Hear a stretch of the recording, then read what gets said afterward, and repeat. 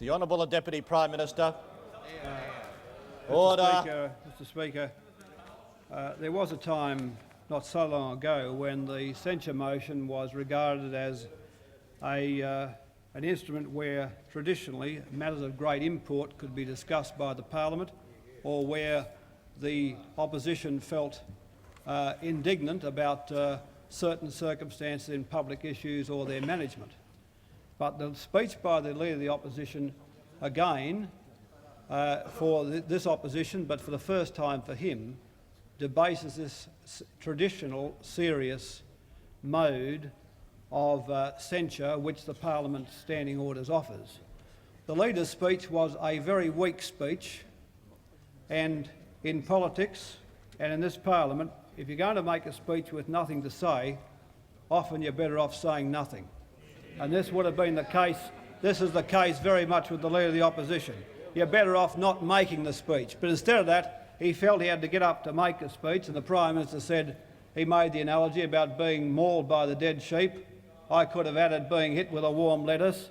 But the fact of the matter is, it added up to nothing. It added up to nothing.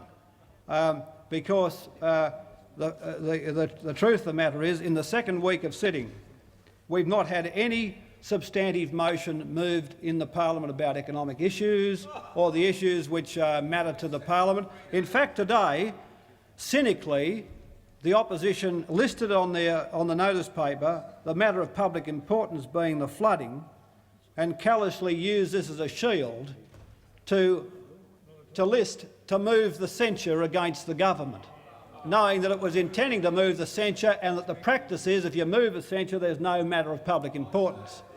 Now that's you know to be the case, and you decided to use the flood victim to suit your own political purposes. Well, that's fine. Do your best. You'll be judged on them accordingly. You'll be judged on them accordingly. Now, Mr. Speaker, the fact of the matter is there are differences of opinion in a government of change. Of course there is. And there are differences of emphasis as well as differences of view. But the healthy ferment of discussion which has taken place in the cabinet of this government over 7 years has been the only effective dialogue of change in this country in a quarter of a century. And why wouldn't such a dialogue go on? But when it becomes a public matter, obviously the press and the opposition are interested. And it was my view today that the inferences drawn from Senator Button's comments could not be left go unanswered, and I answered them.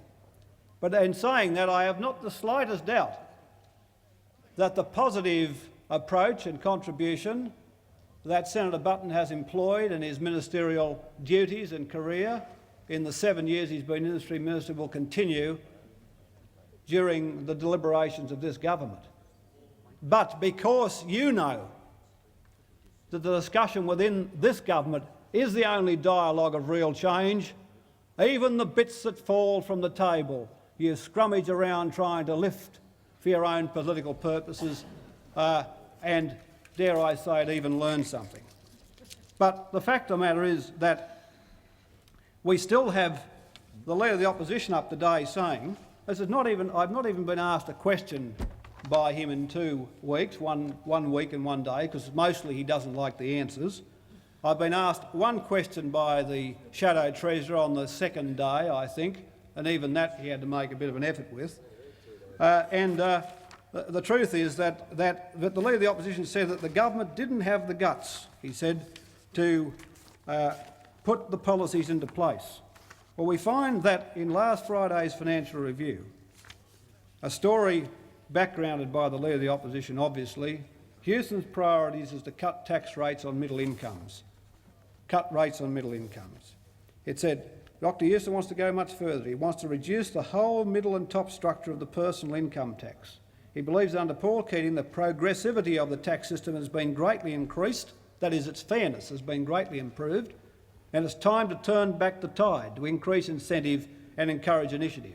As if the highest profit share in our history isn't enough, as if a 39 corporate rate isn't enough, as if the rate of tax on distributed income cut in half from 78 to 47 isn't enough, No, we've got to flatten the tax rate to give tax cuts to people on the top end of the system and the middle end, as he puts it, because the system has become too progressive. Well, too right has become progressive, with things such as the fringe benefits tax, which collects $250 million, the capital gains tax, which is now collecting $500 million a year and growing, the tax file number, which is there to deal with fraud and abuse in the system, which you supported, but after we dragged you to it, the more rigorous company tax audit system, which you constantly attack the tax commissioner over.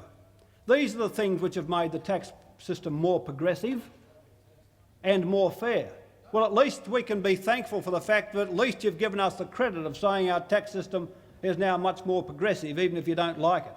At least you've acknowledged the fact that Labor's presided over a fairer tax system.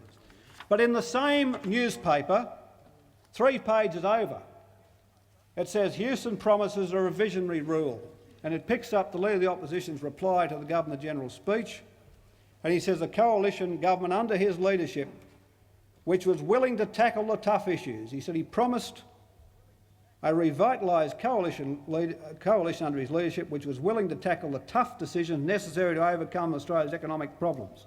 He said Australia had become too soft and too complacent. Yet on page 1, he wants to give middle and higher income earners a tax cut. I mean, that's where he stands. It's back to Box Hill in week 1 of his leadership. In other words, here you are saying, look, we've suffered 4 defeats at the hands of this government. We don't have a policy structure. We don't have a structure on wages. We don't have a structure on health. We don't have a policy for constrained demand and producing investment. We've got a phony fiscal policy. Instead of going back to do the solid work, which you've never done, here you are, reverberations of Box Hill and the Economic Action Plan in week 1. The $8 billion of unfunded tax cuts offered by the Leader of the Opposition, then Leader, the member for Bennelong, and now the Economic Action Plan for the big cuts to the flat rate tax, the two-rate tax system. So you're back to the bribe, the electoral bribe, in the first week of your office. And at the same time, he's saying on page 4, he's willing to take the tough decisions. I mean, it's a very tough decision to give somebody a tax cut. I mean, it's a really tough one. You've really got to get your pecker up and your guts up to give someone a tax cut. I mean, that's really giving it to them, isn't it? But this is what the new leadership is going to offer. It's going to offer these changes. It's going to offer a system which provides more to the rich. And then we saw in the same newspaper the day before, the cat really let out the bag by the former senator, the former Secretary of the Treasury, John Stone, who at least honestly had this to say. And let me just read this about a consumption tax. He said this: "Indeed, it is precisely because the consumption tax cum income tax cutting proposals are recognised as inegalitarian that all of them include various associated measures for compensating those affected by them. But listen to this. The problem then is that the more perfectly you compensate those adversely affected, the more egalitarian you render the overall outcome, and hence the less you succeed in enhancing national savings. In other words, the more you make it fair, the less practical and effective it is in lifting savings, because you can't give the biggest tax cut to the rich." And he goes on to say, "But if we are to raise our national savings by making after-tax incomes more unequal, we do not need a consumption tax to do so.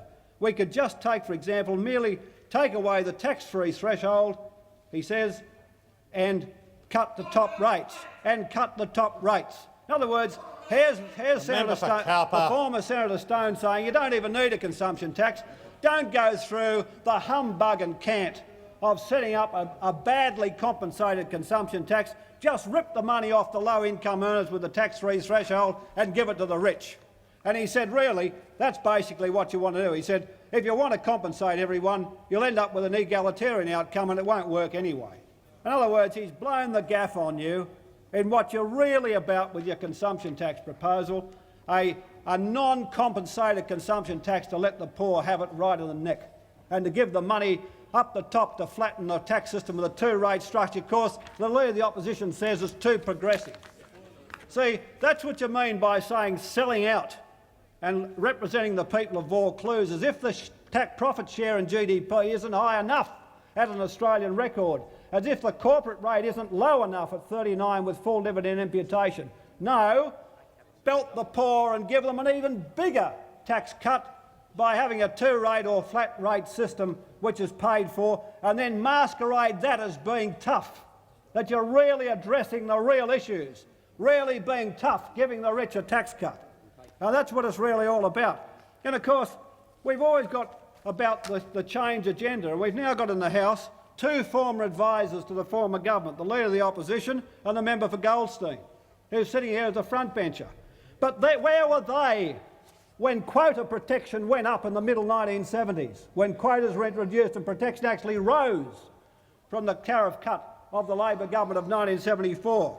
Where were they when the two-airline agreement was re-entered before this government was elected to office?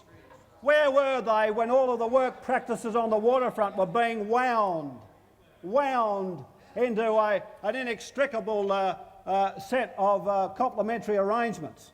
Where were you when the structure of fiscal policy, and the Leader of the Opposition, the structure of fiscal policy as the principal economic advisor, gave us the largest fiscal imbalance in the OECD, or as Senator Stone then said in his former capacity as Secretary of Treasury, the greatest change in fiscal policy that had been witnessed, the greatest unwinding of fiscal policy that had been witnessed. Where were you when you gave the states unlimited power to borrow and blow the public sector borrowing requirement out of the water? Where were you people? And are you back there shifting your policy ground? No, you're in to try and give a tax cut to the rich. And if Senator Button and I, or the Prime Minister, exchange some words about degrees of difference over tariff, you're in here with a censure motion, when you yourselves preside over the sclerosis of Australian manufacturing with McEwenism, when the Liberal Party sunk under the criminal craven pressure of the Country Party to provide for this industrial swamp, this sewage, this sink you left Australian manufacturing in, this spittoon you produced of Australian manufacturing. And now when we talk about reducing protection, you're up here on a censure. The fact is, the Leader of the Opposition's like all the ones before him. No new ideas and not much to say, and can't say it very well anyway. That's what today's censure means. And what it means is you're not going back to do your fundamental work. What this tactic implies today is you'll sit there doing as you've always done. Wait till it falls into your laps. Well, you'll wait for a damn long time. Yeah.